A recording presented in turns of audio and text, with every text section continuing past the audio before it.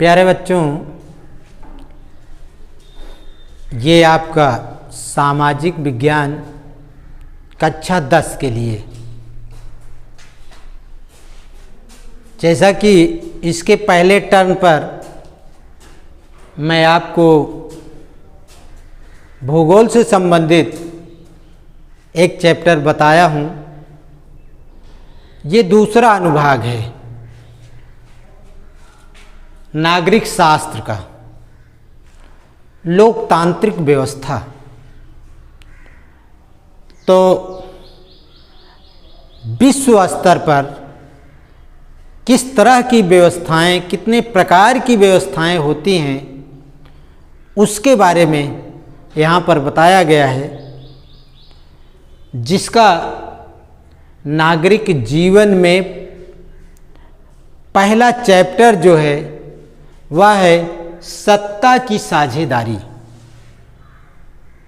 सत्ता की साझेदारी, सत्ता क्या है, आइए आपको बताते हैं।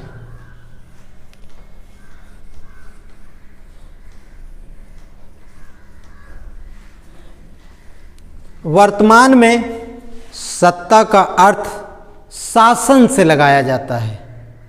शासन, जैसे वर्तमान में बीजेपी की सत्ता है तो बीजेपी का शासन है। सत्ता की साझेदारी, चैप्टर का नाम है सत्ता की साझेदारी, यानी इस शासन में कितने लोगों का सहयोग,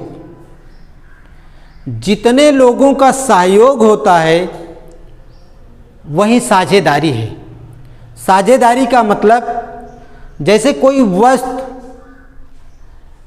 अगर कई लोग मिलकर के पैसा इन्वेस्ट करके उसमें खरीदते हैं तो वो लोग उसके शेयर धारक हो जाते हैं। उसी तरह सरकार को चलाने में जितने लोगों का समर्थन होता है वही क्या है, सत्ता की साझेदारी है। लेकिन ये सत्ता की साझेदारी जो मैं आपको बताने चल रहा हूँ, उसमें एक समझौते के तहत, यानी जिस भाषा के लोग जितनी मात्रा में हैं उस हिसाब से उनकी संख्या का प्रतिनिधित्व किया जा रहा है। जो संख्या में ज़्यादा है उनके सदस्यों की संख्या ज़्यादा है, जो उनसे कम है उनके सदस्यों की संख्या उनसे कम है। इस तरह से उस प्रांत में, उस देश में जितने भी लोग हैं, सभी जो वहाँ बिरादरी हैं, जो जातियाँ हैं, जो भाषी हैं, उस अनुपात में उनको प्रतिनिधित्व दिया जाना। अब सत्ता की साझेदारी का जो उदाहरण प्रस्तुत किया है, आइए उसके बारे में देखते हैं। तो सत्ता की साझेदारी के अंतर्गत चैप्टर में जो बातें बताई गई हैं उसके बारे में देखिए। पश्चिमी यूरोप में बेल्जियम एक छोटा सा देश है। बेल्जियम एक छोटा सा देश है जिसकी राजधानी ब्रुसेल्स है। यहाँ अलग अलग भाषी लोग रहते हैं। फ्लेमिश, डेनिश, जर्मन और अन्य भाषी जो लोग हैं वो अलग अलग स्थानों पर अलग अलग रेशियो में रहते हैं। तो बेल्जियम की राजधानी ब्रुसेल्स है। बेल्जियम का क्षेत्रफल भारत का जो हरियाणा राज्य है उससे भी कम है। यहाँ की जनसंख्या वो भी बहुत कम है। कहने का मतलब देश बहुत छोटा है, जनसंख्या भी बहुत छोटी है। लेकिन क्या है, वहाँ कई भाषी समुदाय पाए जाते हैं। जब पहली बार यहाँ सरकार का गठन हुआ तो जो ज़्यादा मात्रा में थे उनके पास क्या था, आर्थिक तंगी थी। जो कम संख्या में थे वो धनी थे। तो जो धनी थे वे सत्ता में आकर के जो अधिक संख्या में थे उनका आर्थिक, शारीरिक, मानसिक शोषण करते थे। स्थिति यहाँ तक आ गई कि गृह युद्ध प्रारंभ हो जाए। लेकिन कुछ नेताओं ने सूझबूझ से काम किया और वहाँ पर एक सिद्धांत बनाया गया कि जो जितनी संख्या में है, यहाँ जो जितनी भाषी क्षेत्र वाले, जैसे कुछ भाषाओं को फ्लेमिश बोलने वालों की संख्या ज़्यादा है तो इनका परसेंटेज ज़्यादा होगा। यानी जिस भाषा के लोग ज़्यादा हैं उनके सदस्यों की संख्या ज़्यादा होती थी, जो कम अनुपात में हैं और उनकी भाषा कम लोग बोलते हैं वो थोड़ा कम अनुपात में हैं। जैसे डेनिश या जर्मन बोलने वालों की संख्या 1% है, फ्लेमिश बोलने वालों की संख्या वहाँ पर 80 है। लगभग फ्रेंच भी 50-60% लोग बोलते हैं। तो इसमें जो हमारा चंडीगढ़ है केंद्र शासित राज्य, उससे भी छोटा है। इसकी सीमाएं लग्जमबर्ग, जर्मनी, नीदरलैंड, फ्रांस आज देशों को टच करती है। इन सब देशों को इसकी सीमा टच करती है। तो इसमें सत्ता की साझेदारी का तात्पर्य यही है यहाँ पर कि जो जिस अनुपात में जिस भाषा को बोलने वालों की संख्या जितनी मात्रा में है उसी मात्रा में उनका यहाँ प्रतिनिधित्व दिया जाएगा। इस यहाँ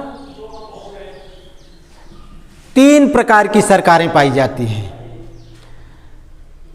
3 प्रकार की, बेल्जियम में 3 प्रकार की सरकारें पाई जाती हैं। कौन कौन? एक केंद्रीय सरकार।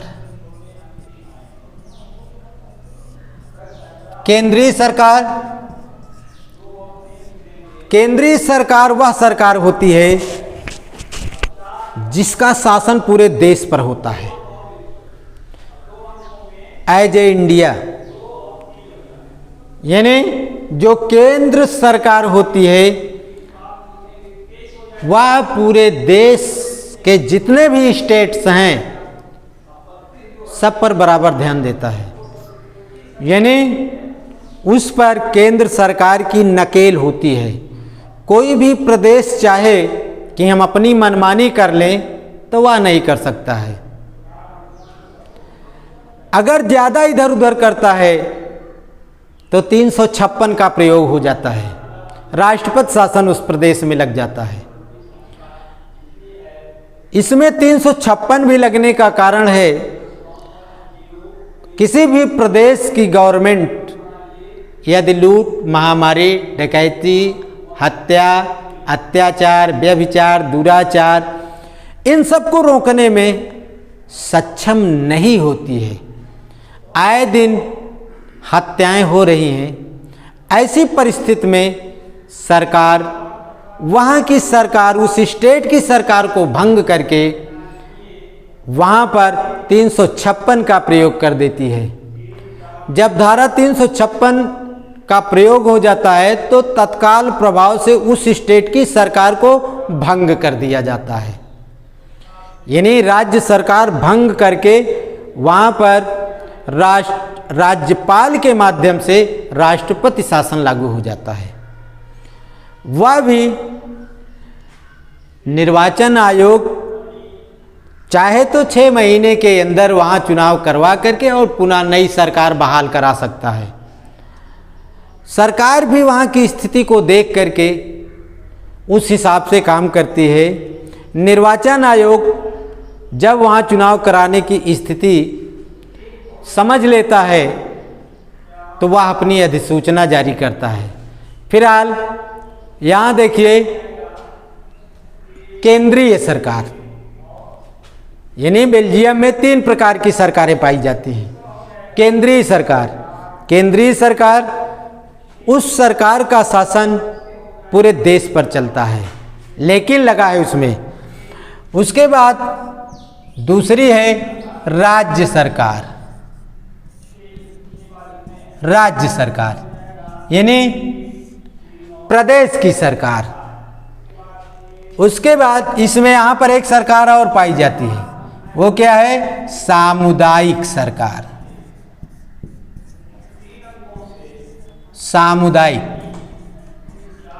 सामुदायिक सरकार क्या होती है? राज्य सरकार तो ठीक है, जितने स्टेट्स हैं सब में सरकारें होती हैं, लेकिन सामुदायिक सरकार है। सामुदायिक सरकार क्या है? जो पंचायती राज व्यवस्था के अंतर्गत सरकार बनाई जाती है। यानी कहने का मतलब यहाँ पर ग्राम सभा के अंतर्गत भी सरकारों का निर्माण किया जाता है। इसमें भी एक सरकार होती है एज ए ग्राम प्रधान। ये भी छोटी छोटी सरकारें हैं, इनको भी मान्यता प्राप्त है, लेकिन क्या है, इन सब की जो विशेषता है वो विशेषता क्या है? कोई भी सरकार किसी भी सरकार में हस्तक्षेप नहीं करता है। यानी ये सरकार अपने आप में स्वतंत्र है, ये सरकार भी अपने आप में स्वतंत्र है और केंद्रीय सरकार भी अपने आप में स्वतंत्र है। जबकि भारत में ये व्यवस्था नहीं है। भारत में क्या है, इसमें अगर केंद्र सरकार चाहे तो किसी भी राज्य पर आरोप लगा करके, झूठा अथवा सही लगा करके अविश्वास प्रस्ताव पारित करा करके धारा 356 लागू कर सकती है। लेकिन यहाँ पर ये बात नहीं है। यहाँ पर सारी सरकारें अपने आप में स्वतंत्र हैं, कोई भी सरकार किसी भी सरकार में हस्तक्षेप नहीं करती है। ये विशेषता है यहाँ पर।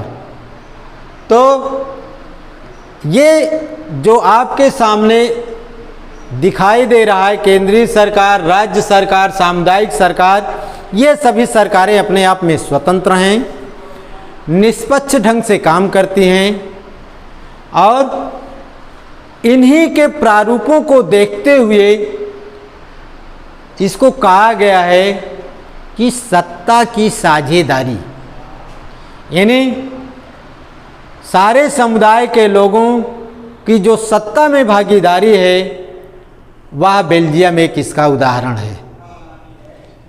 एक उदाहरण और है सामने सत्ता की साझेदारी में, जैसे ये बेल्जियम की बात थी।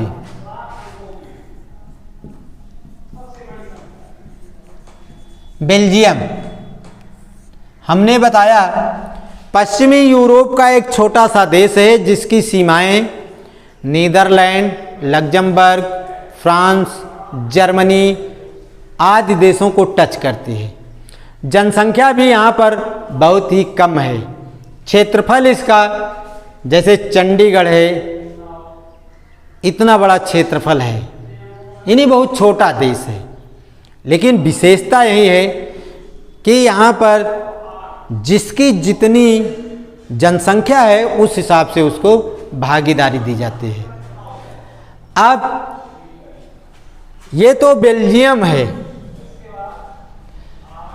पहला उदाहरण है। सत्ता की साझेदारी में पहला देश बेल्जियम है। दूसरा देश श्रीलंका का है। श्रीलंका, तो श्रीलंका में क्या व्यवस्था है? आज आप सिर्फ बेल्जियम को समझ लीजिए, अगले टर्न पर मैं आपको श्रीलंका में किस प्रकार सत्ता की साझेदारी है वह मैं आपको बताऊंगा। आज के चैप्टर में आपको सिर्फ इतना ही बताया जा रहा है, सत्ता की साझेदारी, उसकी क्या विशेषताएं हैं, उसके क्या रूल रेगुलेशंस हैं। इसके बाद अगले टर्न पर मैं आपको श्रीलंका में सत्ता की साझेदारी पर वार्ता करूंगा। Thank you.